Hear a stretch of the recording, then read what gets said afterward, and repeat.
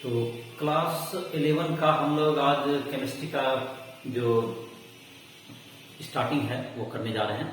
तो क्लास 11 का तुम्हारा जो पहला क्लास तुम्हारा है ये। क्लास 10 में तुम लोग अभी एग्जाम दिए होगे, क्लास 11 का स्टार्टिंग है।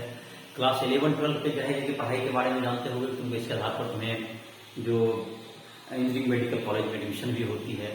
तो इन सब कारण से तुमको क्लास 11 और 12 के क्लास का इंपॉर्टेंस ज़्यादा बढ़ जाता है, क्योंकि इंजीनियरिंग और मेडिकल के एंट्रेंस एग्जाम्स हैं, जेई मेंस, एडवांस और नीट, ये सब एग्जाम्स आपको देने होते हैं। तो इन सबों का प्रिपरेशन का में भी तुम्हें मदद मिलेगी। और जो 12 के बोर्ड के एग्जाम के लिए भी तुम्हें ये सब जो वीडियोज बनाए जा रहे हैं, जो तुम्हें ये क्लास हो रहे हैं, जो भी तुम्हारा है, जो कि तुम्हारा लाभदायक होगा, तुम्हें जो यूजफुल रहेगा, तो दोनों पर्पज के लिए होगा। तो फिर केमिस्ट्री को कैसे पढ़ें धीरे धीरे क्लासेज में आपको स्टार्ट में बताया जा रहा है। तो केमिस्ट्री को जाएगा कि केमिस्ट्री जो तुम्हारा जो कि टेक्स्ट बुक है एनसीईआरटी का, वो तो केमिस्ट्री के बुक के लिए केमिस्ट्री जो तुम्हारा सब्जेक्ट है उसमें काफ़ी चीज वही तुम्हारा सिलेबस भी है। तो जाहिर है कि क्लास के उसको चाहे रहे कि तुम रीड करो उसके बुक को। उसके अलावा तुमको क्वेश्चंस वगैरह की ज़्यादा जरूरत पड़ती है, जो कि जिससे कि क्लियरिटी भी आपको आएगी। तो क्वेश्चंस बनाने के लिए एनसीईआरटी बुक में भी एक्सरसाइज दिए हुए रहते हैं, उसको करो, पूरा सॉल्व करो। उसके बाद एनसीईआरटी का एग्जाम्पलर प्रॉब्लम्स भी आता है, जिसमें कि और भी क्लियरिटी आपको कंसेप्शन के हो जाएंगे। वीडियो को देख करके आप बुक को रीड करें, बुक को रीड करके एग्जाम्पल्स जो उसमें दिए हुए उसको सॉल्व कर लें। फिर एक्सरसाइज बनाएं और एक्सरसाइज इसको कंप्लीट करके फिर आप एनसीईआरटी का एक चैप्टर प्रॉब्लम होता है, जिसमें आप चाहें तो इस बार अभी भी कंप्लीट कर सकते हैं। और फिर जे एडवांस यहाँ तक में जे इतना करने के बाद अगर आप कोर्स को कंप्लीट बुक टेक्स्ट बुक को अच्छे से पढ़ के समझ सकते हैं कंसेप्शन को और कुछ प्रैक्टिस कर लें, तो जाहिर है कि आपको तुम्हें क्या कर सकते हैं, जे मेंस, नीट, इन सब एग्जाम में काफ़ी अच्छी पकड़ बन जाएगी। और जो एडवांस के लिए जैसे कुछ प्रैक्टिस क्वेश्चंस की जरूरत पड़ेगी, तो तुम जो है थोड़े से एडवांस के लिए और भी क्वेश्चंस की प्रैक्टिस आप कर सकते हैं। थोड़ा डिफिकल्टी लेवल ज़्यादा होंगे, तो उसके लिए तुम्हारा जो हमारा राइट ट्यूटोरियल ऐप है उस पर तुम्हारा क्वेश्चंस पे भी मिल जाएंगे, जिसमें डिफिकल्टी लेवल ज़्यादा भी होगा। और उसमें ऐप पर आकर के तुम जो कि प्ले स्टोर से डाउनलोड कर सकते हो, और उस ऐप पर तुम्हें ये भी मिल जाएगी सुविधाएं कि उसमें लाइव क्लास भी तुम दे सकते हो, तो जहाँ पर लाइव क्लास की भी सुविधाएं होगी, हर चीज़ की हैं।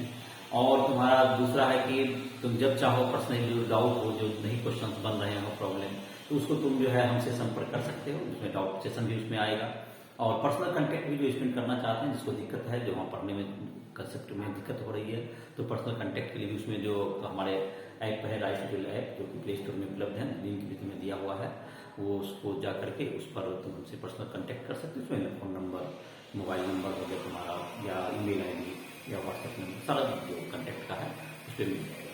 तो इसी के साथ हम लोग जो है कुछ इंस्ट्रक्शन दे दी कैसे पढ़ाई करनी है। तो जाहिर है कि ये जो जब भी ये वीडियो देख रहे हो, तो आप कलम कॉपी अपना साथ रखें और जहाँ भी जरूरत है उसे नोट करें।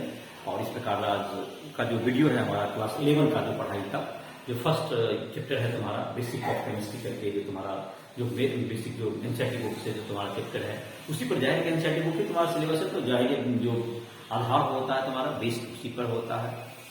तो हम लोग इस वीडियो को में पढ़ाई अपना स्टार्ट करें। तो सबसे पहला जो टर्म आता है केमिस्ट्री में, जो कि काफी है, एटम, मॉलिक्यूल्स, एलिमेंट, कंपाउंड्स। जाहिर है केमिस्ट्री यहीं से स्टार्ट होता है। तो इसको हम लोग आज देखते हैं। एटम क्या है? इसे ऑक्सीजन गैस है, ऑक्सीजन गैस है, ऑक्सीजन गैस। तो ऑक्सीजन गैस किससे बना होगा? ये तुमको कहते हैं कि O2 मॉलिक्यूल से बनता है। O2 molecules, molecules. और ये मॉलिक्यूल्स किससे बनते होंगे? ये ऑक्सीजन एटम से, O एटम। तो ऑक्सीजन तुम्हारा हो गया। तो डिफिनेशन जो कि एटम और कंपाउंड्स, एटम, कंपाउंड्स, मॉलिक्यूल्स, इन सब के डिफिनेशन तुम बहुत पढ़ते ही आए हो, क्लास 7 से ही पढ़ना स्टार्ट करता है।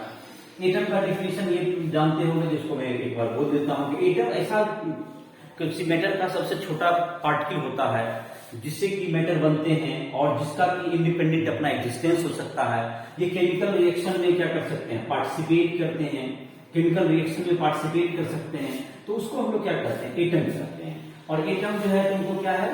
एटम को एटम अपना जो केमिकल रिएक्शन में किसी एटम का कोई एग्जिस्टेंस हमेशा रहता है, वो अपना समाप्त नहीं करता है एग्जिस्टेंस, तो जो भी डाल्टन का लॉ वगैरह है।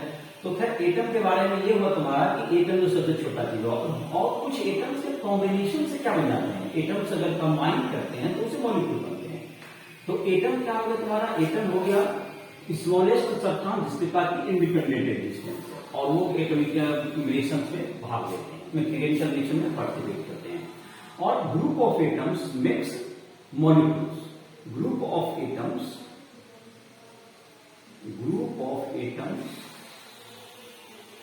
फॉर्म्स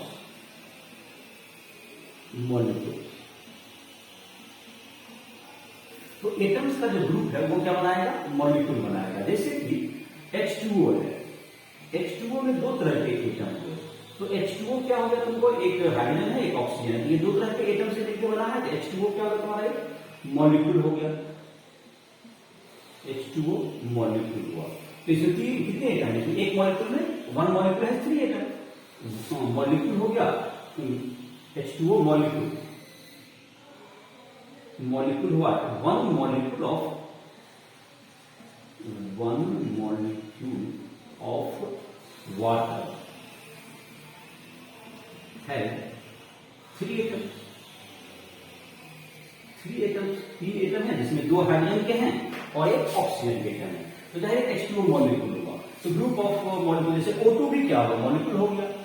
और जैसे कि इसमें एक और चीज देख सकते हैं, हीलियम, हीलियम जो He है, हीलियम जिसको कहते हैं हम लोग, हीलियम गैस जो बना हुआ है He से बना हुआ है, तो He एटम भी है और He जो है एक मोनोएटॉमिक है, इसलिए इसके मॉलिक्यूल में He मॉलिक्यूल में एक मॉलिक्यूल में एक ही एटम है, तो ये He जो है तुम्हारा ये एक मोनोएटॉमिक है, मोनोएटॉमिक मॉलिक्यूल है ये। तो मोनोएटॉमिक मॉलिक्यूल कहें तो इसमें क्या है, ये मोनोएटॉमिक मॉलिक्यूल है, मोनोएटॉमिक मॉलिक्यूल है, मॉलिक्यूल है मोनोएटॉमिक मॉलिक्यूल, या एटम भी इसको कह सकते हो, ये एटम भी है, एक ही एटम से बना हुआ है, तो ये एटम भी हो गया, ये मॉलिक्यूल भी हो गया इस प्रकार से। और हीलियम गैस इसी से बना हुआ है, जो हमारा नोबेल गैस में आता है, helium, neon, argon, krypton, xenon, neutron, ये सब मोनोएटॉमिक गैस होते हैं जो किसी से कंबाइन नहीं करते हैं। इस प्रकार एक ही, तो कोई भी जो डिफिनेशन होता है कि ग्रुप ऑफ एटम्स मैंने लिखा और इसमें एक ही एटम है, तो भी इसको मॉलिक्यूल हमने एक ही कह दिया। तो कोई भी तो आप किसी भी डिफिनेशन के सेंस को समझते हैं, किसी लिखे हुए वर्ड से कुछ नहीं होता, लिखे हुए वर्ड के आधार पर उसके सेंस को देखते हैं कि लिखे हुए जो वर्ड्स होते हैं उससे एक सेंस बनाना होता है और वही आपके काम आता है। तो किसी भी चीज को आप समझ करके वर्ड से एक सेंस बनाना, तो जहां पर जो फंडामेंटल समझने में मदद करता है। तो यहाँ पर जैसे He है तुम्हारा, तो He क्या होगा तुम्हारा, He एटम भी कराएगा, मॉलिक्यूल भी कराएगा, मोनोएटॉमिक गैस हो गया। उसी तरह से O2 क्या होगा तुम्हारा, डायटोमिक है, H2O क्या होगा तुम्हारा, ट्राइएटॉमिक, अगर ट्राइएटॉमिक है इसमें 3 एटम हो रहे हैं, ये चाहे लिक्विड में हो चाहे गैस में हो, अगर लिक्विड में भी ट्राइएटॉमिक है, भाई वेपर से एटम जाएगा ट्राइएटॉमिक ही होगा ये। तो इस प्रकार तुमने एक दो शब्द यहाँ पर, 2 वर्ड जो है तुम्हारे हैं जो कि एटम्स और मॉलिक्यूल्स, उसकी कुछ चर्चाएं होंगी जो कि तुम्हारा बहुत हद तक क्लियर भी होगा पहले से, और कुछ मैंने इसमें प्रकाश डाला इसमें जिसमें भी तुम्हें समझने में मदद मिलेगा।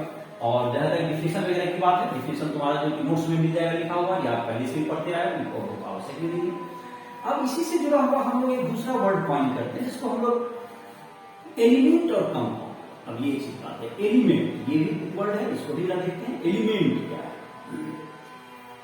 तो सोडियम, जैसे तो सोडियम क्या, एक सोडियम एक एलिमेंट का नाम होता है। सोडियम क्या, सोडियम तो एक एटम भी है। अब ये एटम भी है और एलिमेंट भी है, ये कैसे हुआ, तो एलिमेंट और एटम में क्या अंतर हुआ, तो एटम्स जो है ग्रुप ऑफ एटम जो कि एक ही तरह के सिमिलर एटम्स,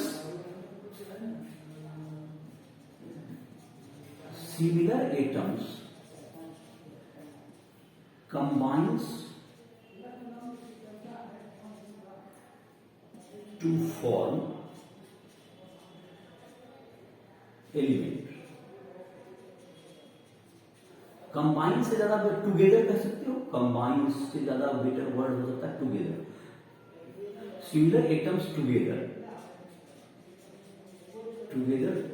फॉर्म एलिमेंट। जैसे कि सोडियम के बहुत से एटम मिलकर के क्या बन जाएंगे, जैसे कि हम लोग जब जो डे टू डे लाइफ में देखते हैं तो वहां पर एटम तो बहुत छोटा होता है, और कितना छोटा होता है इस सब की चर्चा अभी करेंगे। तो एटम का जहां तक है एटम जो छोटे होते हैं, जब हम लोग कॉमन लाइफ में, डे टू डे लाइफ में हम लोग जब बात करते हैं, तो डे टू डे लाइफ में जब हम सोडियम को देखते हैं, सोडियम हमारा क्या होगा, एक बड़ा एक कोई टुकड़ा है सोडियम का, तो सोडियम जो है उसमें बहुत से एटम्स होंगे।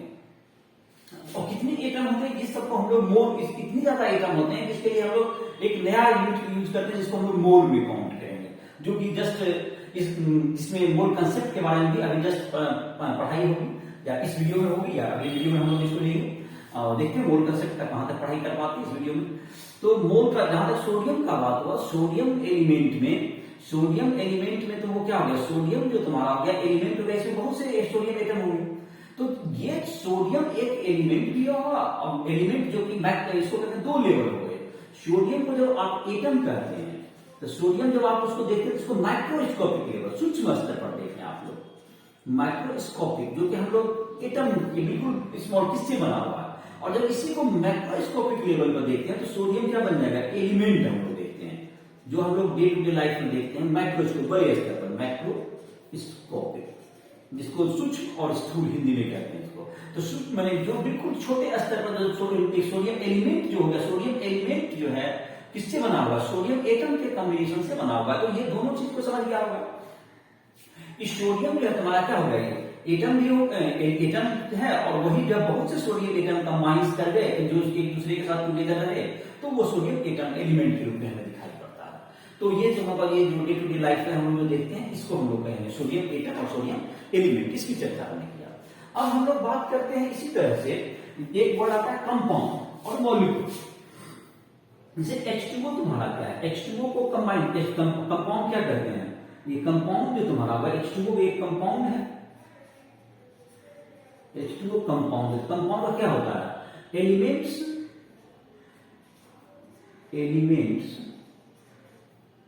Combines in fixed ratio to form compound। Element जो है फिक्स रेशियो में क्या करते हैं, element combines to form, combines in fix ratio to form compound. तो जो कंपाउंड है एलिमेंट जो है यहाँ पर H2O जो है तुम्हारे, H और O जो है तुमको क्या कर रहे हैं यहाँ पर, H2O, तो इसमें H और O जो है एक फिक्स रेशियो में 2:1 जो एटम का रेशियो है, इसमें कंबाइन करके 2:1 एटम, ये एटम्स में देख रहे हैं, तो ये 2:1 का एलिमेंट है, एलिमेंट 2:1 एलिमेंट का जो रेशियो है, ये क्या कर रहा है यहाँ पर कंबाइन कर रहा है। इस तरह से क्या बन गया, ये कंपाउंड बन गया। लेकिन तुम अभी कह सकते हो कि आपने तो अभी बताया H2O ये मॉलिक्यूल चुके, 3 एटम है, तो अब अभी बोल रहे हैं कंपाउंड। तो जो बात यहाँ पे सोडियम एलिमेंट और सोडियम एटम के बारे में कर रहे थे, उसी तरह की बात यहाँ भी हम कर सकते हैं कि H2O जबकि यहाँ पर H2O जब क्या है तुम्हारा, H2O मॉलिक्यूल है, तो वही बहुत से मॉलिक्यूल जो जब हमें जब वाटर हम लोग पी रहे हैं, कहीं पर से ले रहे हैं, तो वो क्या है, उसमें बहुत से मॉलिक्यूल्स मिले हुए हैं, तो जिसको हम लोग जो माइक्रोस्कोपिक लेवल पर, जो कि बड़े स्तर पर देखते हैं, उसको हम लोग कंपाउंड कहेंगे। और जब वही किससे बना हुआ कंस्टिट्यूट के रूप में जाएंगे, तो वो क्या हो जाएगा, मॉलिक्यूल हो जाएगा। तो इस प्रकार से H2O क्या होगा तुम्हारा, H2O जो माइक्रोस्कोपिक लेवल पर मॉलिक्यूल है, मॉलिक्यूल भी है, मॉलिक्यूल किस लेवल पर है, जब सूक्ष्म स्तर पर देखेंगे। और ये क्या होगा तुम्हारा, यही जो बहुत से मॉलिक्यूल्स मिलकर क्या बन गया, आपको कंपाउंड बन गए। इस प्रकार H2O क्या होगा तुम्हारा, ये मॉलिक्यूल भी है, कंपाउंड भी है। तो एलिमेंट समझ गया होगा, कंपाउंड समझ गया होगा, और किस तरह से एटम और मॉलिक्यूल से किस प्रकार रिलेटेड है। तो हमें डेफिनेशन तो ज्यादा नहीं लिखा, लेकिन तुम्हें जो है डेफिनेशन वगैरह तो पहले से भी पढ़ते हैं, क्लास 7 8 से ही लोग पढ़ाई करता है इसका। और आई थिंक इसमें समझने में तुम्हें अच्छी मतलब वीडियो के दोनों को समझने। और जहां तक कि अब हम बात करते हैं एक और, तो इसमें थोड़ा सा ले लेते हैं, जिसको देखते हैं, एक चीज और बता दें। तो अब जैसे कि तुम लोग इस बात का आंसर करने की कोशिश करो, एक O2 क्या है, O2 इज एलिमेंट और कंपाउंड। O2 क्या है, एलिमेंट या कंपाउंड, इन दोनों में कौन सा सही है, बताओ, बताने की कोशिश करो। एलिमेंट क्या है, ये है या कंपाउंड। तो O2 जो है तुमको मॉलिक्यूल तो है ही, O2 के दो एटम मिलकर के क्या बना रहे हैं, मॉलिक्यूल्स हैं, ये तो मॉलिक्यूल है ही। तो मॉलिक्यूल लेकिन इसमें क्या है, दो एक ही तरह के एक एलिमेंट मिलकर के क्या बना रहे हैं, इसको बना रहे हैं। तो दो एक ही तरह के एलिमेंट को अगर एटम मिल करके अगर बनाते हैं मॉलिक्यूल तो बना ही रहे हैं, और बहुत सा O2 मिल गया तो जाहिर है कि तो हम कह सकते हैं ग्रुप ऑफ एटम ही हुआ है, ग्रुप ऑफ एटम हो गया, दैट इज कॉल्ड क्या एलिमेंट हो गया। लेकिन O2 अगर मॉलिक्यूल के ग्रुप को हम लोग क्या करते हैं कंपाउंड, तो आफ्टर ऑल ये सिंगुलर एटम है तो किस श्रेणी में जाएगा। तो इसको जो है एनसीईआरटी बुक का तुम देखोगे उसमें जो कि तुम्हें लिखा हुआ है तो इसके मुताबिक जाहिर है कि तुम जो आंसर किया होगा आई थिंक जो भी किया होगा तुम देखोगे इसका जो समरी वगैरह में लिखा हुआ है तुम्हारा मॉलिक्यूल में, जैसे उसको रीड करोगे तो O2 को रखा जाता है एलिमेंट में, ये O2 is an element. O2 क्या है, ये एलिमेंट है, ये सही है, और कंपाउंड इज रॉन्ग। तो O2 को किसमें रखा गया, क्योंकि ये सिमिलर टाइप के एटम से बना हुआ है, इसलिए O2 क्या है, एक एलिमेंट है। ये क्या है, O2 एलिमेंट में रखा गया है, और इसको किसमें रखा नहीं जाता, इसको कंपाउंड में रखेंगे, बल्कि मॉलिक्यूल के रूप में। तो ये तुम्हारा देख लिया दोनों में डिफरेंस, ये तुम्हारा ये था जो एक ही तरह से बने, तो चूंकि एक ही तरह के एक सिमिलर एटम से बना हुआ है तो एलिमेंट में रखा गया है। तो ये तुमको सर ये जो बातें हैं सब क्लियर हो गई होगी। अब हम लोग आते हैं ये दो, इसको नोट डाउन कर लो। इस अभी जो पढ़ाई है उसमें चार हम लोग सब देख पाए, एटम, मॉलिक्यूल, एलिमेंट और कंपाउंड। और इसी के साथ एक हम लोग अक्सर बात करते हैं मिक्सचर, क्या बात करते हैं मिक्सचर क्या है, किसी भी चीज का किसी भी रेशियो में कोई भी चीज को मिला तो वो एक मिक्सचर हो जाएगा, जिसमें कोई फिक्स प्रोपोर्शन नहीं होगा। जैसे कि हम लोग 3 एटम ले लिए हाइड्रोजन का, 3 एटम इसका ले लिए, 2 एटम ले लिए कैसा ऑक्सीजन का, तो ये जो है H3O2 ऐसा कुछ कोई करके कोई कंपाउंड फिक्स रेशियो नहीं है, ये क्या बन गया हमारा, एक मिक्सचर हो गया। तो ये मिक्सचर एलिमेंट का मिलता है, सोडियम कॉपर को मिला दिया, सोडियम और कॉपर का आकर के किसी बर्तन में क्या कर दिया आपने, मिक्स कर दिया। तो वो किसी फिक्स रेशियो में जितना ग्राम लेना है आपको सोडियम उतना ग्राम सोडियम लिया आपने, जितना ग्राम लेना है कॉपर उतना ग्राम कॉपर उस बर्तन में रख दिया, तो दैट इज मिक्सचर। वो कंपाउंड नहीं बनाएगा क्योंकि उसमें फिक्स आपका कोई रूप उसका ओबे नहीं हो रहा, वो कोई केमिकल बॉन्ड नहीं बन रहा है उसके बीच में, वो जस्ट एक दूसरे के साथ रखा हुआ है, दैट इज मिक्सचर। वहां पर कोई क्या कहा गया, इस तरह की चीज को हम लोग मिक्सचर करते हैं। तो ये तुम्हारा 3 जो टर्म अक्सर यूज में आता है, एलिमेंट, कंपाउंड, मिक्सचर, ये तीनों समझने में तुम्हें मदद मिलेगी।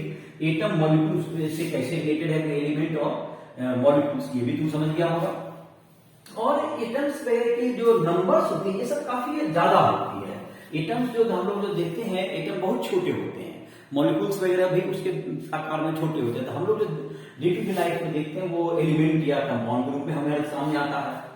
तो ये तुम्हारा एक, इसको जो है नोट करो, इसको हम मिटा रहे हैं। इसके बाद हम लोग जो टॉपिक पे एक अक्सर जो डील करते हैं लोग, इसके एटम मॉलिक्यूल के अलावा कोई भी चीज है तो उसके मैटर है तो इसको नोट डाउन कर सकते हैं। दो चीज जहां पे नोट करना नोट करो, इसको मिटा रहे हैं।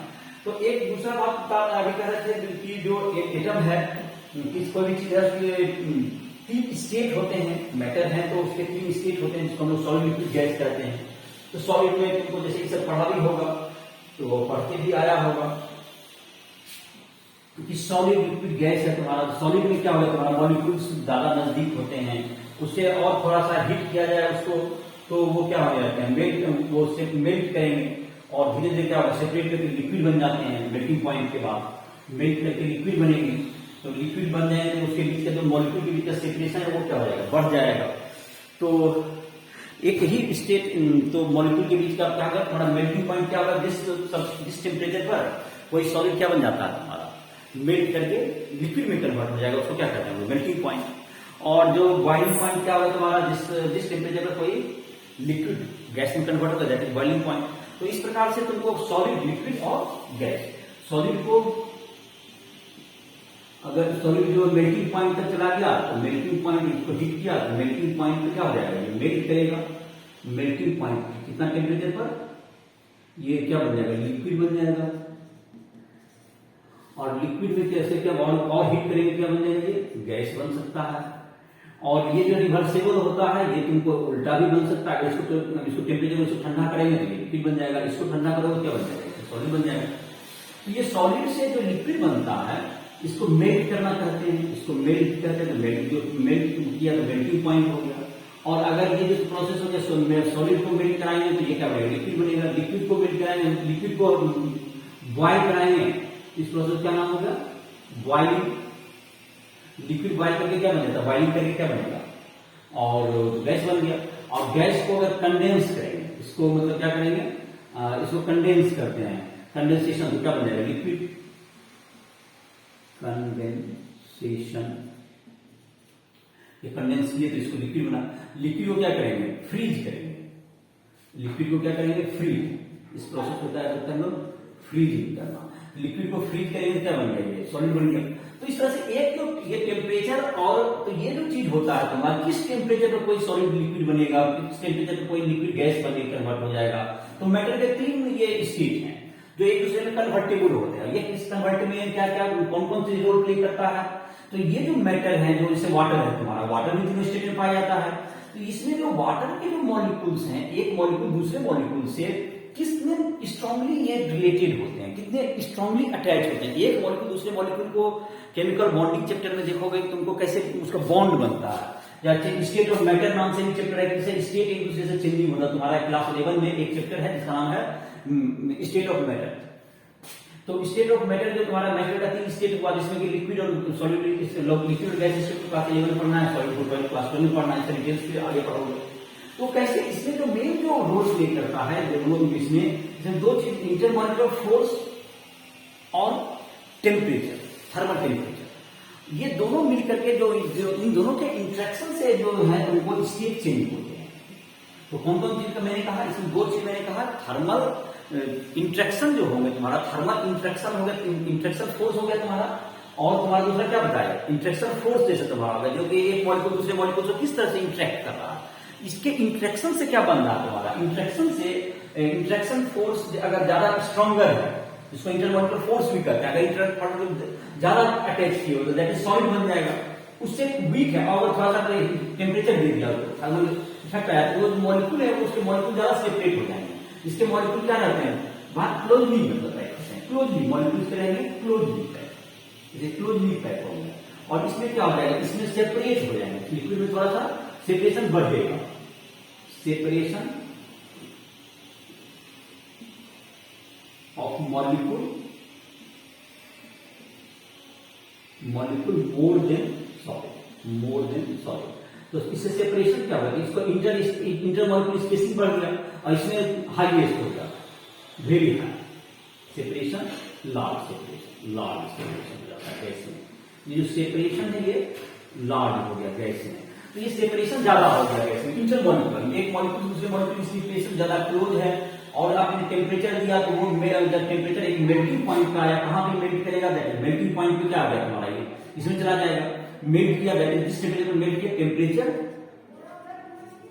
एट विच मेल्टिंग स्टार्ट, एट विच सॉलिड मेल्ट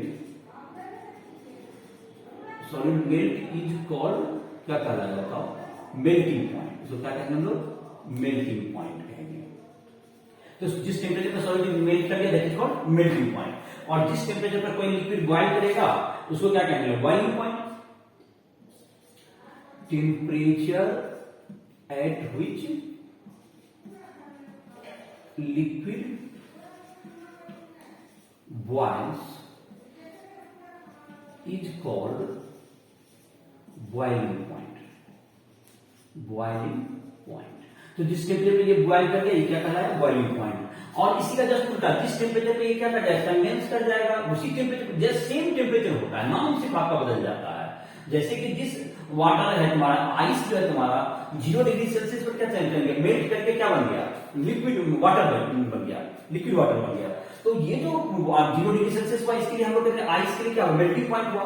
लेकिन फिर जब उसको कंडेंस करेंगे, जब ठंडा उसको हीट को ठंडा करेंगे, उसको वाटर को और ज्यादा टेम्परेचर लो करेंगे, जब उसको ठंडा करते जाएंगे, उससे हीट निकालेंगे, तो वह लिक्विड वाटर जो है क्या बन जाएगा, फिर से सॉलिड में कन्वर्ट हो जाएगा। उस समय कहेंगे कि ये फ्रीजिंग पॉइंट हो गया। और वो टेम्परेचर एटमॉस्फेरिक प्रेशर में अगर आप हैं, एटमॉस्फेरिक प्रेशर में आप एटमॉस्फेयर में आप 1 एटमॉस्फेरिक प्रेशर आता है तो 0 डिग्री सेल्सियस होगा।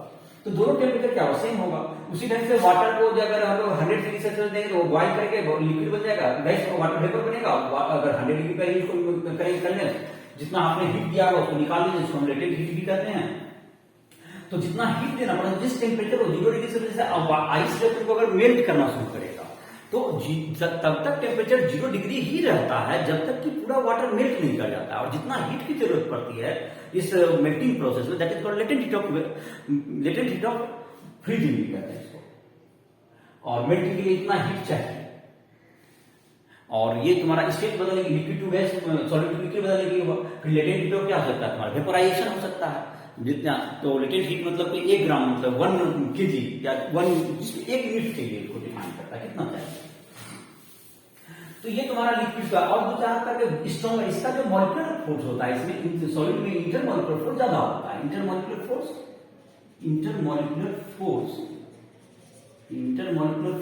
इसका क्या होता है, स्ट्रॉन्गेस्ट। तीनों में सबसे अधिक होता है intermolecular force, strongest. Intermolecular force जो तुम्हारा होगा सबसे अधिक होता है। इसमें इंटरमॉलिक्यूलर फोर्स क्या होगा, weaker then sorry intermolecular force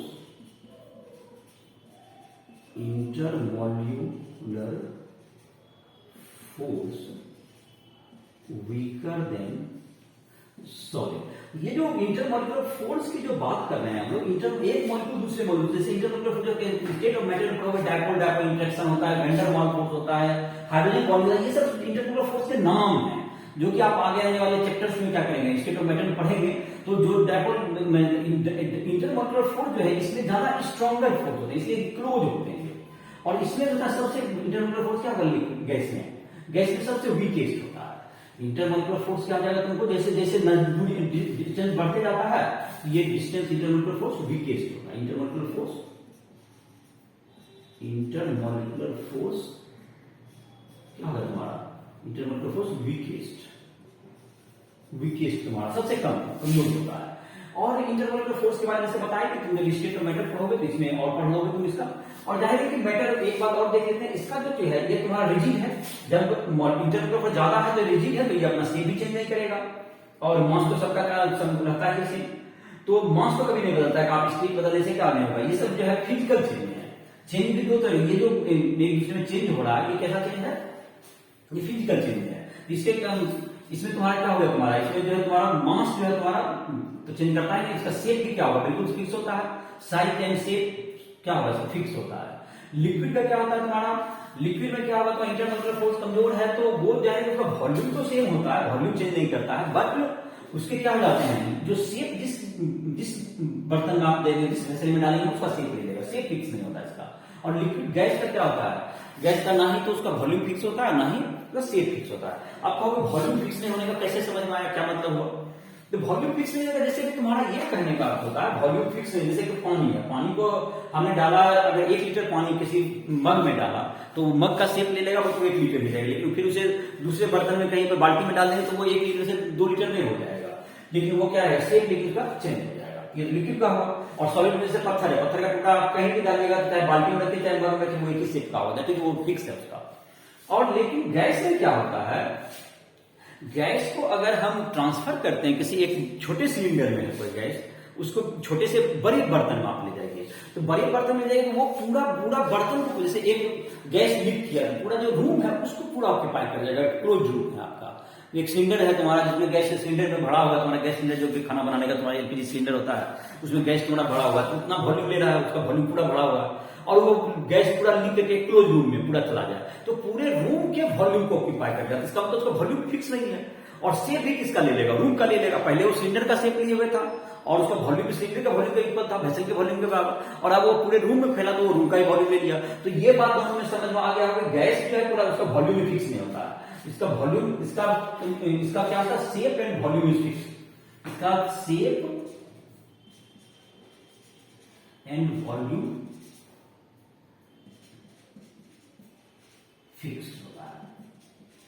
इसका क्या होता है, लिक्विड का क्या होगा, लिक्विड में क्या होगा, shape is not fixed, shape is not fixed, but volume is fixed, ये चेंज नहीं करता है। इसमें क्या होगा, volume and shape and volume, shape and volume is not fixed. तो ये चाहे तुमको पढ़ते ही आया होगा, इसमें थोड़ा सा और लिक्विड गैस का, इसको कुछ जहां तक चाहो नोट भी कर सकते हैं इसको, तो सब लिक्विड गैस के बारे में बताया जाएगा। दूसरा चीज यहाँ पर हम लोग कर लेते हैं, एक छोटा सा और बात बार बार करते हैं हम लोग, ये चेंज के बारे में बात करते हैं। तो ये चेंज है तुम्हारा, तो तुम ये सब का जो तुम रीडिंग ले सकते हो, अपने टेक्स्ट बुक जो इनसाइड का तुम्हारा बुक है उसे रीडिंग दो। बाकी और बहुत से बुक्स पढ़ने की जरूरत नहीं है आपको। बहुत से बुक्स पढ़ने से बहुत ज्यादा टाइम मिल जाएगा, उससे तुम क्वेश्चन वगैरह बना सकते हो। क्वेश्चन को बनाओ और जहां दिक्कत हो हमसे संपर्क करो, सारे चीज को मैं डिस्कस कर दूंगा। कहीं जो जहां क्लियरिटी नहीं हो रहा हो, कहीं बुक में पढ़ रहे हो, जो कोई भी लाइन्स या किसी भी टॉपिक पर तुमको दिक्कत हो रहा है, तो हमसे जो पर्सनली तुम्हारे जो राइट ऐप में दिया नंबर दिया हुआ है, जहां पर उससे संपर्क कर सकते हो। तो ये तुम्हारा हो गया। यहाँ पे बात करते हैं दो तरह का चेंज है, फिजिकल चेंज। फिजिकल चेंज क्या होता है? ये फिजिकल चेंज हुआ ऐसा चीज जिसमें कि कोई, जैसे कि तुमको, जिसमें कि मटेरियल में चेंजिंग नहीं होता, केमिकली वो जो है वही रहते, तो that is called physical change. जैसे कि हम लोग कहें कि एक आलू है, आलू को काट दिया तुमने 2 भाग में, 4 भाग में, 10 भाग में, तो उसमें कोई फिजिकली कोई चेंज उसमें नहीं आ रहा। तो ये जैसे चाहे ये जो तुम्हारा था जिसमें वाटर, आइस वाटर बदला, वाटर से वाटर वेपर बन गया, तो ये स्टेट जो है तुम्हारा, स्टेट चेंज भी क्या है तुम्हारा, चेंज ऑफ स्टेट भी किस चेंज ऑफ स्टेट की physical change. Change of state किस स्टेट में आएगा, फिजिकल चेंज में आएगा, ये भी फिजिकल चेंज है। और एक चेंज होता है जो केमिकल होता है, जैसे फिजिकल चेंज का मतलब दूसरा होगा, जैसे किसी चीज को काट दिए उससे क्या होगा, उसमें जो कोई चेंज नहीं आया, तो अलग केमिकल नहीं बना, अलग कंपाउंड नहीं बने, अलग एटम नहीं बना, तो दैट इज वो जो चेंज हो गया फिजिकल चेंज होगा। तो जो इसे पढ़ते भी आया होगा बहुत, जैसे तो फिर भी तुम्हारे बुक में दिया होगा, तो मैंने थोड़ा सा डिस्कस कर दिया, ये इसमें ज्यादा समय देने की जरूरत नहीं है। ये केमिकल चेंज क्या होता है? जैसे केमिकल चेंज हुआ जिसमें नया केमिकल बन गया, जैसे कि हमने, जैसे कि तुमको कोई एलपीजी गैस है, उसको हमने जलाया, तो उसमें कार्बन डाइऑक्साइड और वाटर वेपर निकल गया, तो ये जो चेंज हुआ जिसके कंपाउंड ही क्या हो गया, उसका एक नए तरह का केमिकल बन गया। तो इस तरह का चेंज क्या हो, जिसको आप फिर से आप क्या नहीं कर, रिवर्स नहीं कर सकते, जिसको रिवर्सेबल नहीं हो। और ये क्या था, ये जैसे कि सॉलिड से हम लिक्विड बनाया, लिक्विड से गैस बना देते, इसको ये रिवर्स कर सकते हैं। तो ये जो चेंज हुआ फिजिकल चेंज को आप रिवर्स कर सकते हैं, ये रिवर्सेबल होता है। ये फिजिकल चेंज क्या होता है, रिवर्सेबल है, रिवर्सिबल है। और ये तुम्हारा क्या है, केमिकल चेंज क्या होता है तुम्हारा, इरिवर्सिबल है, इसको फिर से चेंज नहीं बना सकते आप, इरिवर्सिबल, उसी ढंग से फिर से नहीं बदलेगा ये, फिर अलग आपको कुछ मेथड्स क्या करने पड़ सकते हैं, लगाने पड़ सकते हैं, तो वो बन सकता है, अलग सिचुएशन, अलग टेम्परेचर, प्रेशर, मतलब अलग कंडीशंस में ये हो सकते हैं बने। तो इस तरह से क्या होगा तुम्हारा, ये केमिकल चेंज हो गया, फिजिकल चेंज हो गया। तो केमिकल चेंज, फिजिकल चेंज, ये सब समझ में आ गया होगा तुम्हें। और ये तुम्हारा जो स्टेट के बारे में कुछ जानकारी देना था, ये दे दिया हमने। और कुछ इसमें आते हैं, जैसे कुछ प्रॉपर्टीज का तुम देखोगे, इसके बाद चर्चा क्या हुआ एनसीईआरटी बुक में तुम्हारा जो है, एनसीईआरटी बुक में दिया हुआ है इसके बाद, तो इसको नोट डाउन कर लिया हुआ है, इसको मिटाना है।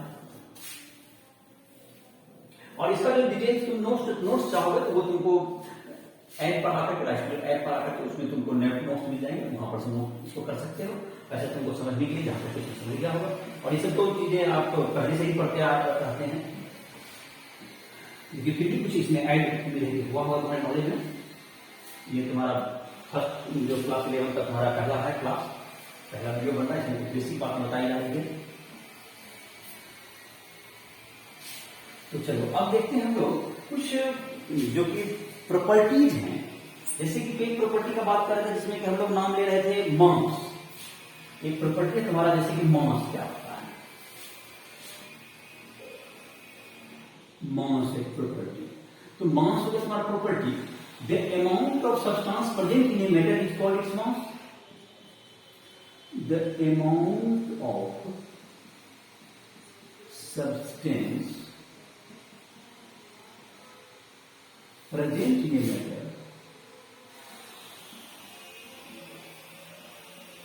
present in a matter present in a matter is called mass। इसे भी मास का मतलब, ये तो एक डिफिकल्ट डेफिनेशन हुआ, इसका मतलब भी कुछ माइंड में आया होगा कि क्या है ये। तो मास को जैसे किसी चीज को तौलते हैं हम लोग, जो कि तरह से, तो जो क्वांटिटी को जो हमारा फिजिकल बैलेंस है जिसको मेजर करता है, दैट इज कॉल्ड मास। जो फिजिकल बैलेंस जो हम लोग तौलते हैं, तो जाहिर के हम लोग सामान्यतः मास का क्या यूज करते हैं हम लोग, केजी, किलोग्राम। तो ये सब तुम्हारे यूनिट हो गए जो कि मास को मेजर करते हैं हम लोग। मास का जैसे कि और भी उससे बड़ा यूनिट होता है मास को, जैसे हम लोग मेजर करते हैं फिजिकल जो किलोग्राम है, एक हम लोग करते हैं क्विंटल कहते हैं। 1 क्विंटल इक्वल्स टू कितना, पता होगा तुमको 100 केजी को कहते हैं तो 1 क्विंटल, बड़ा मास का हो गया। और 1 मेट्रिक टन भी कहते हैं, 1 टन जो से हो गया, 1 टन कितना होगा, 1000 केजी को कहते हैं। तो ये तुम्हारे बड़े मास को मेजर करने का ये हुआ। और हम लोग एटम, यहाँ जब केमिस्ट्री में हम लोग बात करते हैं तो हम लोग एक छोटे मास को भी मेजर करने की बात करते हैं। छोटे मास का मतलब हो गया, अगर तुमको छोटे मास में मेजर करना, एक यहाँ पर मास के बाद अलावा एक इसी से रिलेटेड अक्सर एक वर्ड आता है वेट। मास से रिलेटेड एक वर्ड आता है हमेशा वेट। ये वेट क्या हुआ, ये वेट और मास, ये दोनों में कभी कभी अक्सर जो हम लोग अलग अलग दोनों को कभी एक दूसरे के मास बताना तो उसको वेट बोल देते हैं, वेट को मास बोलते हैं अक्सर हम लोग कॉमन बोलचाल में। तो इसमें क्या होता है, दोनों में क्या रिलेशन है। मास तुम्हारा जो है अमाउंट ऑफ सब्सटेंस को तो मास कहते हैं, और अर्थ जिस फोर्स से किसी चीज को वेट से करके खींचता है इसको weight. the force by which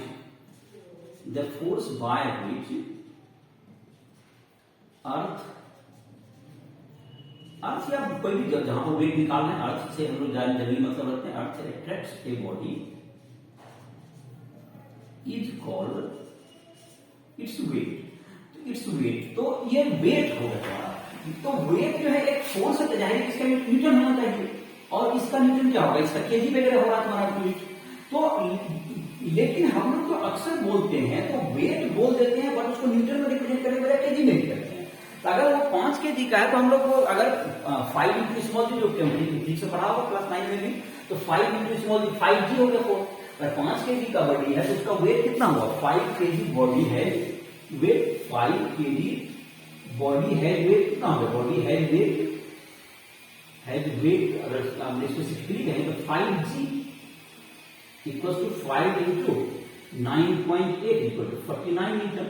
तो 49 न्यूटन बाई, लेकिन हम लोग अक्सर क्या करते हैं, उसको 5 केजी ही बोलते हैं, वेट बोलते हैं। तो ये हमारी कॉमन बोलचाल है कि 5 केजी वेट बोल देते हैं उसको।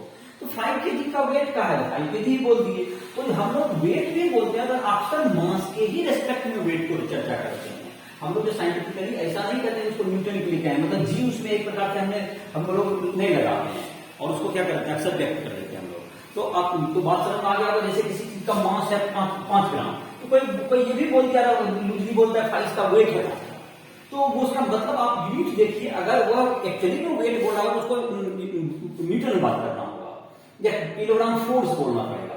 तो अक्सर लोग ये बात में कंफ्यूज नहीं करना है कि अगर ग्राम में बात कर रहा है या किलोग्राम में बात कर रहा है, तो वो एक्चुअली में आदमी वेट बोल रहा है, बट वो मास ही रिप्रेजेंट कर रहा है। और क्वेश्चन में भी जो प्रॉब्लम भी आते हैं तो उसमें भी ऐसा देखने को मिलता है। तो मास और वेट की रिलेशन समझ में आ गया होगा। अब हम लोग एक बात कर रहे थे, हम लोग मास और वेट के बाद ये बात करते हैं एटम का मास के संदर्भ में क्या मतलब होगा। एटम का जो मास है उसके बारे में आप क्या कहेंगे। तो एटम जो होता है वो छोटा होता है, तो उसका मास को अगर केजी ग्राम इन सबों में रिप्रेजेंट करें तो वो काफी सुविधाजनक नहीं हो उसको रिप्रेजेंट करना। तो उसके लिए हम लोग एक नया यूनिट हम लोग यूज करते हैं, जिसको हम लोग कहते हैं, जिसको पहले AMU भी कहा जाता था, अब आजकल हम लोग यू से रिप्रेजेंट करते हैं, जैसे यूनिफाइड मास। तो हम लोग जो है नए सिंबल में आते हैं, इसलिए एक नया तुम्हारा क्या कहते हैं यूनिट डिफाइन करके इसको हम लोग कहते हैं 1U। 1U कितना होता है, U स्टैंड्स फॉर क्या होगा, 1U जो होता है तुम्हारा is equal to 1/12 into mass of carbon का जो mass of 1 atom of C12। Carbon का जो मास का एक 1/12 भाग जो होगा that is called 1U। 1U का मतलब हो गया यूनिफाइड मास यूनिट, इसको क्या कहते हैं लोग, unified mass unit. Unified mass unit 1U।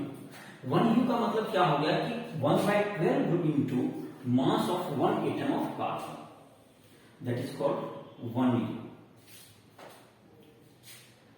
तो 1U is equal to 1/12 into mass of 1 atom of carbon। Carbon के 1/12 एटम के मास को हम लोग क्या कहेंगे,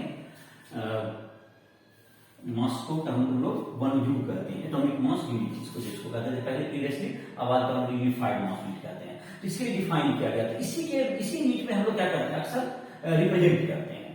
और जाहिर है कि इसका मास को देखेंगे, इसको 1u में डिपेंड करेंगे। तो 1u का जो वैल्यू होता है वो होता है 1u equals to 1.66 into 10⁻⁻27 kg होता है। केजी में इसको रिप्रेजेंट किया होता है। तो एटम के मास को मेजर करने की इसका जरूरत पड़ता है। और जब इसको मोल में देखेंगे तो इसको 1 मोल में रिप्रेजेंट करते हैं, उसे ग्राम वगैरह में रिप्रेजेंट करते हैं, जिसको हम लोग जब मोल स्टार्ट करेंगे तो इसको देखेंगे। तो ये एटम का मास के लिए हुआ, ये ग्राम मिलीग्राम ये सब जो है तुम्हारा हो गया, जो बड़े मास को मेजर करने के लिए जो माइक्रोस्कोपिक लेवल पर एलिमेंट है, कंपाउंड है, उसके लिए केजी, ग्राम, मिलीग्राम इस सब का यूज करेंगे हम लोग। तो जाहिर है मास के बारे में समझ में आ गया होगा। फिर अब एक और प्रॉपर्टी तुम्हारे बुक में दिया हुआ है, इसके जस्ट बाद वॉल्यूम। तो मास के बाद तुम्हारा है, मास को लिख लो। दूसरा प्रॉपर्टी हम लिखते हैं वॉल्यूम। तो वॉल्यूम का क्या होता है डिफिनेशन? वॉल्यूम होगा तुम्हारा कोई सब्सटेंस जितना कोई स्पेस ऑक्यूपाई करता है, दैट इज कॉल्ड वॉल्यूम।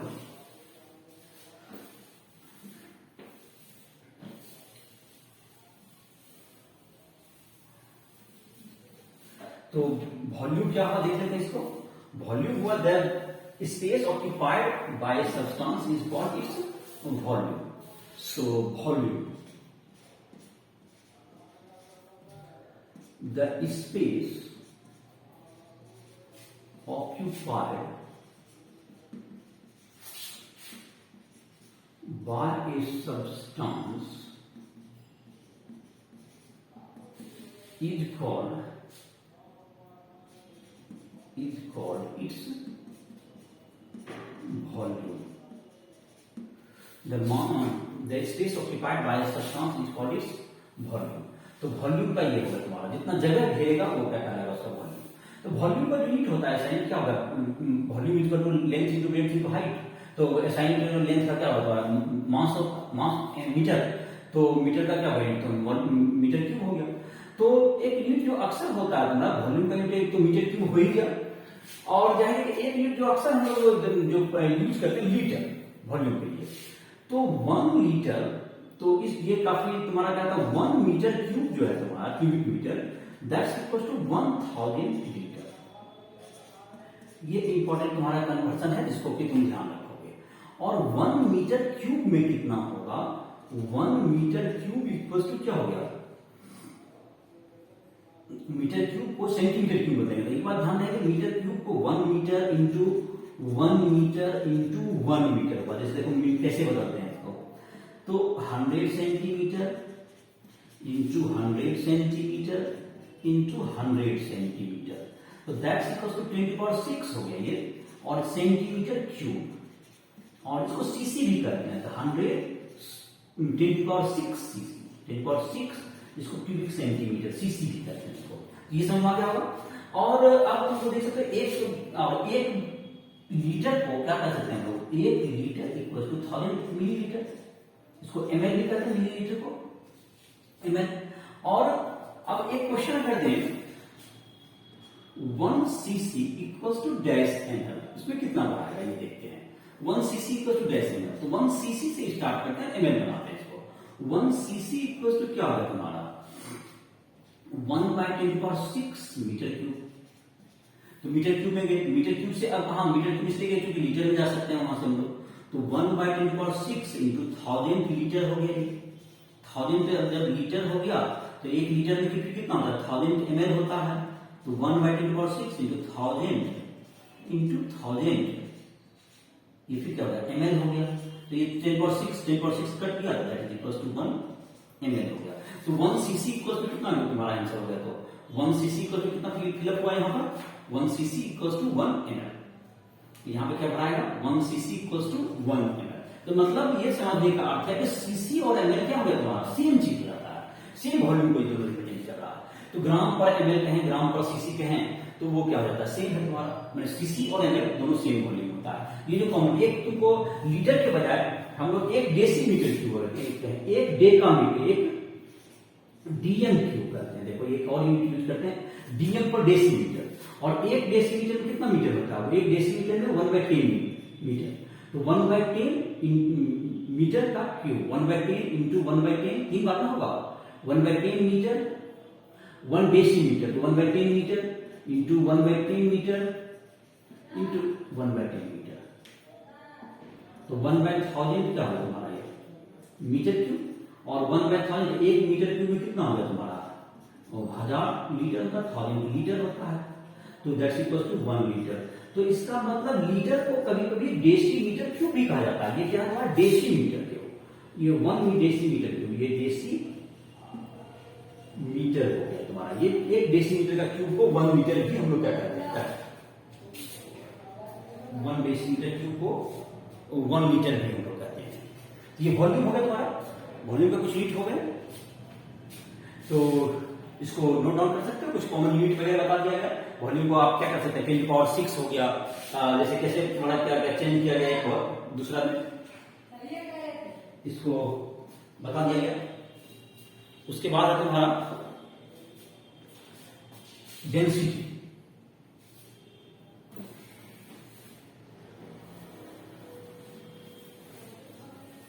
तो इसको नोट डाउन कर लो, वीडियो को पॉज करके या इसका फोटो ले लो।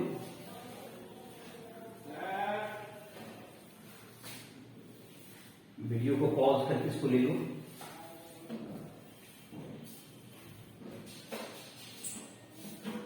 तो इसको हम लोग कर सकते हैं डेंसिटी।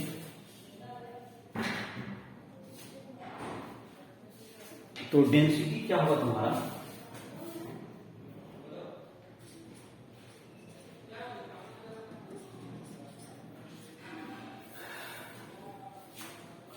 डेंसिटी क्या होगा तुम्हारा, the mass per unit volume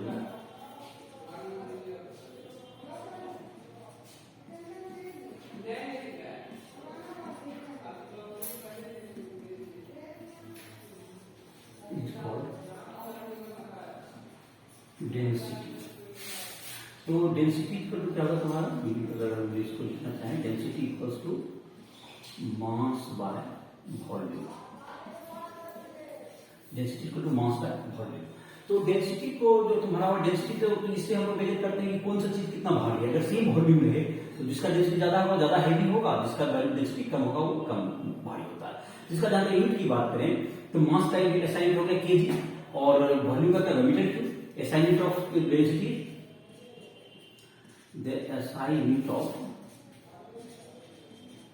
density in metre cube is KG per metre cube, kilogram per metre cube. और जाहिर है सीडीएस यूनिट जो होगा तुम्हारा क्या होगा, CDS unit of density in,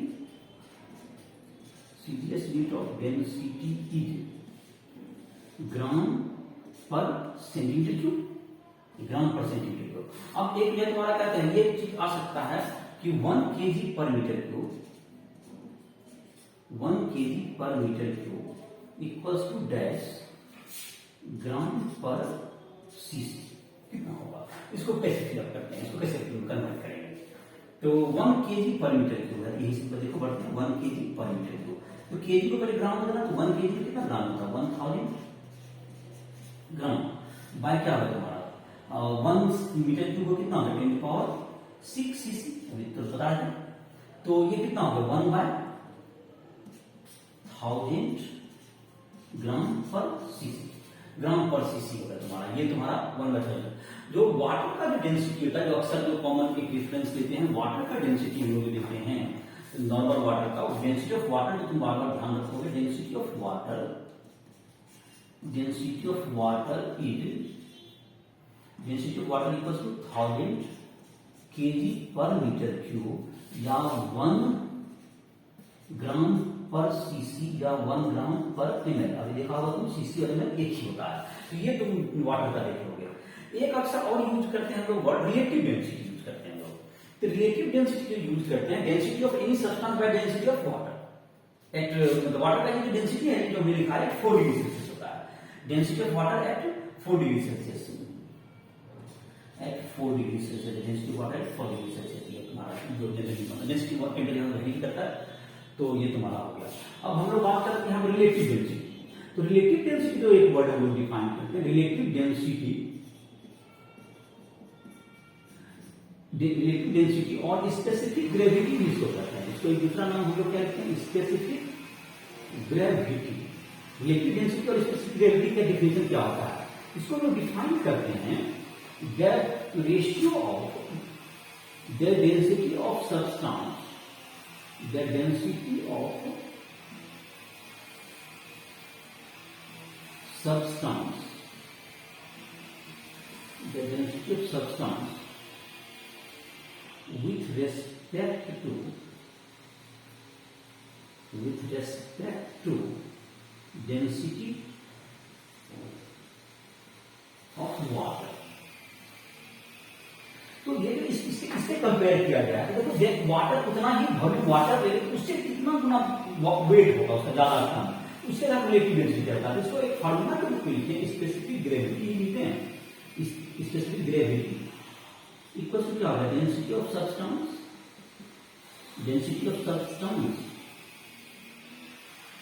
by density of water, density of substance by density of water. तो ये वाटर का डेंसिटी कितना होगा, अभी तुमने देखा 1000 kg पर मीटर क्यूब, 1000 kg पर मीटर क्यूब या 1 ग्राम पर सीसी। ये दोनों किसी से तुम कंपेयर कर सकते हो। और इसका मतलब ये भी हो गया, अगर सीधे यूनिट में रिलेटिव डेंसिटी जितना होगा उसमें 1 से गुना करें तो सीधे यूनिट में, अगर 1000 से गुना करें तो डेंसिटी आ जाएगा। तो रिलेटिव डेंसिटी ये दोनों टर्म तुम समझ गया होगा। मास वॉल्यूम ये सब जो बातें हैं समझ में आ गया होगा, उस तरह बहुत कन्वर्ट भी कर दिया यूनिट को, तो डेंसिटी के बारे में तुम्हें आ गया होगा। एक और सब्सटेंस एक जो दिया हुआ टेम्परेचर। तो टेम्परेचर क्या होता है, टेम्परेचर तुम्हारा कोई बॉडी कितना गर्म है, उसमें हॉटनेस या कोल्डनेस को मेजर करने का एक फिजिकल क्वांटिटी है जो कि टेम्परेचर का होता है। टेम्परेचर क्या है, temperature is the physical quantity which measures the hotness and coldness of the substance. और इसको इसकी दो हम लोग जो यूनिट यूज करते हैं,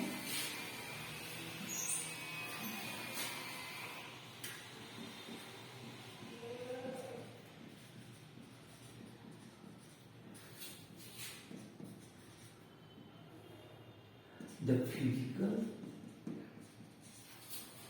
quantity which measures the hotness or coldness of a substance, is called temperature, तो टेम्परेचर का दो यूनिट हो गया। टेम्परेचर को जनरली हम लोग ऐसा यूनिट तो हम लोग केल्विन यूज करते हैं हम लोग, और दूसरा एक यूनिट करते हैं हम लोग डिग्री सेल्सियस, फ़ारेनहाइट भी करते हैं। तो दोनों में रिलेशन देख लेते हैं। वन इसको भी टेम्परेचर अगर रहेगा सेल्सियस में तो उसमें अगर 273.16 इनफैक्ट रफली 273 अगर ऐड कर देंगे तो वो किसमें कन्वर्ट हो जाता है, 27 डिग्री सेल्सियस अगर टेम्परेचर है जो केल्विन में बदलना है। तो 27 प्लस 273.16 को ऐड कर देते हैं, दैट इज इक्वल टू 300। ये क्या बन गया, केल्विन। ये क्या कहलाएगा, ये के stands for kelvin. SI unit of temperature, SI unit of temperature, ऐसा केल्विन। तो डिग्री सेल्सियस में और केल्विन में अगर रहेगा तो उसमें 273 माइनस कर दोगे, तो 273 माइनस करो तो ये किस में आ जाएगा, डिग्री सेल्सियस में। ये दो डिग्री सेल्सियस को कहते हैं डिग्री सेल्सियस, तो डिग्री सेल्सियस को अगर केल्विन को डिग्री सेल्सियस को केल्विन बना 273 प्लस करोगे, केल्विन को अगर बदलना है तो अगर जैसे 350 केल्विन इसको डिग्री सेल्सियस को बदलना चाहता है, क्या करेगा, 350 minus 273 equals to 77 degree Celsius. ये होगा तुम्हारा, तो केल्विन में बदलना है। एक तुमको फ़ारेनहाइट, और अगर फ़ारेनहाइट एक टेम्परेचर है तुम्हारा F-32/9 equals to C/5 equals to, तो नंबर पे कम ही होता है, चलो इसी में रहने दो। ये तुम्हारा दोनों हो गया। ये F हो गया तुम्हारा जो फ़ारेनहाइट, जिसमें देखते हो उसी वगैरह नाम से अक्सर फ़ारेनहाइट। कभी कभी होता है केमिस्ट्री में कभी आता है, इसका आपने नहीं भी लिखा है, फ़ारेनहाइट से भी बता दिया गया। तो ये तुम्हारा जो है इसका टेम्परेचर का हो गया। ये तुम्हारा फिजिकल प्रॉपर्टी ये सब तुम्हारा हो गया। तो ये जो तुम्हारा केमिस्ट्री का पहला था तुम्हारा क्लास का, जो केमिस्ट्री का जो स्टार्टिंग वीडियो है उसको हमने कहा, तो तुम्हें पढ़ने का यही मैंने इंस्ट्रक्शन दिया कि तुम जो है इस चीज को अब एनसीईआरटी बुक से अपना स्टडी करोगे, और जहां भी तुम्हें दिक्कत हो इसका जो तुम्हारा राइट ऐप पर आकर के तुम उसको बिल्कुल कहीं भी हमसे पर्सनली डाउट ले सकते हो, पर्सनली हमसे कोचिंग भी ले सकते हो, ट्यूशन पढ़ सकते हो। जहां भी दिक्कत है उसको संपर्क करो, जिसमें राइट में तुम्हारा फोन नंबर है, उसमें व्हाट्सएप पर मैसेज भी कर सकते हो, जहां भी है ईमेल पर कर सकते हो, संपर्क करो। और जाहिर है कि जहां भी दिक्कत है, इसके अलावा क्वेश्चन वगैरह बनाओ क्वेश्चन जहां तुम्हारा अभी तो खैर जो टॉपिक आया बेसिक टॉपिक्स थे, इसका जो अगला वीडियो आएगा जिसमें कि हम लोग कुछ मोल के बारे में चर्चा करेंगे, उसके में कुछ साइंटिफिक नोटेशन क्या होता है, एडिशन, मल्टीप्लिकेशन, ये सब सिग्निफिकेंट फिगर के आधार पर कैसे करते हैं, जो कॉमन चीज है वो सब के बारे में हम लोग पढ़ाई करेंगे। और मोल के बारे में बहुत लोगों को कम जानकारी होती है, तो नेक्स्ट वीडियो में तुम देखो तो मोल के बारे में काफी तुम्हें अच्छा उसमें जो है जानकारी मिलेगी। और इसी के साथ इस वीडियो को समाप्त कर रहे हैं। तो जाहिर है कि मुझे समझ कर